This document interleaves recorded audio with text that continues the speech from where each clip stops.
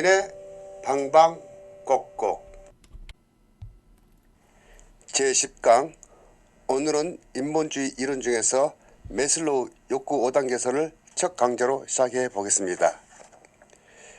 에브리엄 매슬로우는 뉴욕 브루클린에서 태어났습니다. 그는 외롭고 가난한 생활을 했지만 독서를 통해 위로를 받았습니다. 그는 20살 때 두 가지 사건을 겪게 되었는데, 첫째는 그가 4년간 구애 끝에 사촌 누이와 결혼하고 두 딸을 낳았습니다. 그리고 위스콘신 대학에서 박사학위를 취득하고 왓슨 행동주의에 심취해 있으면서 프로이드 이론과 형태주의 심리학에 관심을 갖게 되었습니다. 매슬로우가 행동주의에 등을 돌리게 된 중요한 계기는 그의 첫 딸을 보았을 때 생명의 신비에 대해서 감명받아 아기를 가진 사람은 어느 누구도 행동주의가 될 수 없다 라고 말했습니다. 둘째는 제2차 세계대전의 경험인데, 매슬로우 학문관과 인생을 크게 바꿔 놓았습니다. 그래서 그는 죽을 때까지 인류 평화와 생존에 관심을 갖게 되었습니다. 매슬로우는 브루클린 대학과 브랜다이스 대학교에서 재직하다가 1969년 캘리포니아에서 심장마비로 사망하게 되었습니다. 욕구론의 개념. 인간의 결핍은 욕구에 따라 결정된다. 그래서 결핍론 동기부여라고 하였습니다. 긍정적인 사람은 배고프면 밥을 먹으면 되고, 졸리면 잠을 자면 되고, 몸이 약하면 의사가 되기 위해 열심히 노력하면 되는 것이다. 따라서 사람들은 자신의 결핍을 채우기 위해 욕구를 찾아 나서는 것이다. 그렇지만 욕구 찾기란 쉽지가 않죠. 그래서 많은 사람들은 사전에 포기해버립니다. 용기의 심리학자 아들러는 꼽추로 태어나 부단한 노력 끝에 심리학의 3대 거생이 되었습니다. 이에 반해 부정적인 사람들은 결핍을 채우기 위해 편법을 쓰거나 사기를 치는 것이고, 사랑을 쟁취하기 위해 남의 애인을 뺏는 것이고, 우리 속담에 콩 심은 데 콩나고 팥 심은 데 팥난다, 즉 뿌른 대로 거두는 것이라고 하였습니다. 그래서 나의 약점이 무엇인지 살펴봤는데 완벽했습니다. 이렇게 말하면 믿으시겠습니까? 저는 결핍 덩어리로 뭉쳐 있습니다. 욕구론의 기본 가정. 인간은 만족할 수 없는 욕구를 가지고 있다고 합니다. 인간의 행동은 만족하지 못한 욕구를 채우는 것을 목표로 하고 있습니다. 인간은 기본 욕구가 채워지면 상위 욕구를 채우려고 합니다.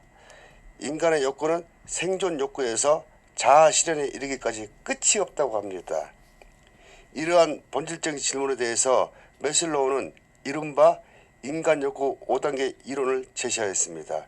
이 이론에 따르면 사람은 누구나 5가지 욕구를 가지고 태어나는데, 이 중에 4단계는 결핍의 욕구, 마지막 5번째는 자아 실현 혹은 성장 욕구라고 하였습니다.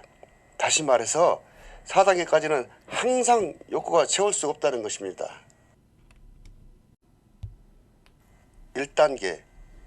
생리적 욕구는 숨쉬고 먹고 자고 입는 등 우리 일상의 가장 기본적인 요소들이다.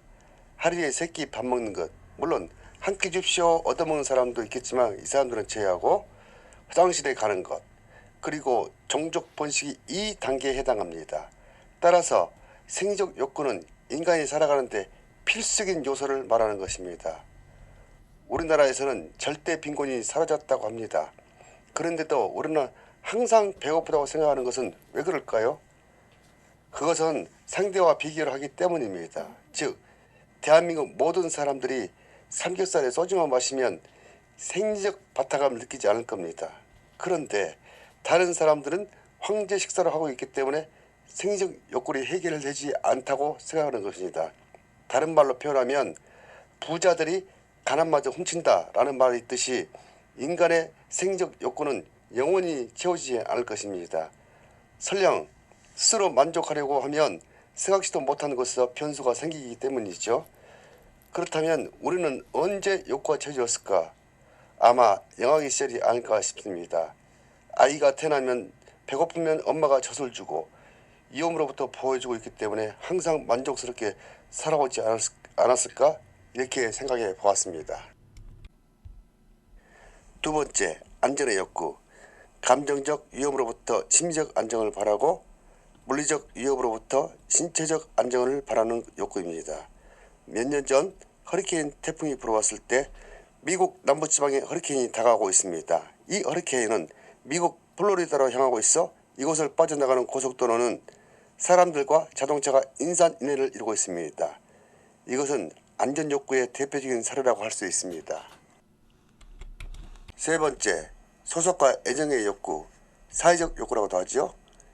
인간은 규모와 상관없이 집단에 소속되고 싶은 욕구로 누군가를 사랑하고 싶은 욕구, 친구들과 교제하고 싶은 욕구, 가족을 이루고 싶은 욕구, 특히 술자리에서 분위기 잡는다거나 외로움을 싫어하는 것은 이러한 사회적 욕구의 발현입니다. 이와는 반대로 사람들은 애정 결핍이나 외로움 때문에 사랑하고 사랑받고 싶어서 이성 교제도 하고 결혼도 합니다. 예를 들어 일본에서는 말하는 로봇이 고독한 노인들과 말동무를 하고 영화 빠삐용에서 주인공은 수용소에서 바퀴벌레와 대하는 장면, 그리고 페이스북이나 유튜브에서 좋아요 꾸덕꾸덕이 빈 메아리로 돌아오면 극심한 애정결핍으로 심각한 문제가 발생할 수 있습니다.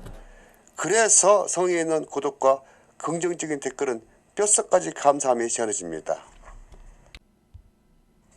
네 번째, 존경의 욕구. 우리가 흔히 말하는 명예욕, 권력이 이 단계에 해당합니다. 누군가로부터 대우받고 싶고 주목과 인정받으려는 욕구입니다. 정치인이 선거 공약을 남발하거나 외제차를 수입해서 타고 다니는 것은 존경의 욕구를 충족하기 위한 행동입니다. 만약에 어느 매장에 갔는데 매장 직원이 모른 척하면 기분 참 더럽겠죠? 다섯 번째, 자아실현 욕구. 자기 발전과 자신의 잠재력을 극대화시키는 단계라고 할 수 있습니다. 주로 예술가들이 가지고 있는 욕구로 다른 사람의 인정 여부에 상관없이 자신의 목표나 자신의 꿈을 실현하는 것입니다. 우리 속담에 청출어람도 이에 속한다 할 수 있습니다. 이상 욕구 위계는 인생의 단계와 커다란 관련이 있습니다. 다시 말해서 가장 원초적인 생리적 욕구와 안전보호 욕구는 유아기나 아동기에 충족되어야 합니다. 소속의 욕구나 존중의 욕구는 청년기에 나타나고 가장 상위의 자아실현 욕구는 그 이후에 비로소 나타나는 경향이 있습니다. 비판. 매슬로우에 따르면 하위 단계 욕구가 충족되어야 다음 단계 욕구가 생기며 이미 충족된 욕구는 동기 유발에 영향을 주지 않는다고 했습니다. 매슬로우 이론을 비판 없이 무조건 받아들일 수는 없지만 동기 이론이 기초했다는 점에서 아직도 높이 평가되고 있습니다. 따라서 매슬로우 이론은 네 가지 측면에서 비판이 일어나고 있는데, 첫째, 실증적이고 과학적인 연구의 결과가 아니라는 점. 둘째, 단계 구분이 명확하지 않다는 점. 셋째, 어떤 사람은 하위 단계가 만족되지 않아도 상위 단계를 추구할 수 있고 누구는 한 번에 여러 욕구를 동시에 충족할 수 있다고 합니다. 예를 들면 회사는 안전 욕구와 소속의 욕구, 생존 욕구를 동시에 충족하는 곳이다. 흔히 먹기 살기 위해서 우리가 일을 한다 라는 말처럼 회사는 동시에 욕구가 충족하는 곳이다. 넷째, 알더퍼는 한 시점에 동시에 두 가지 욕구가 일어난다고 하였습니다.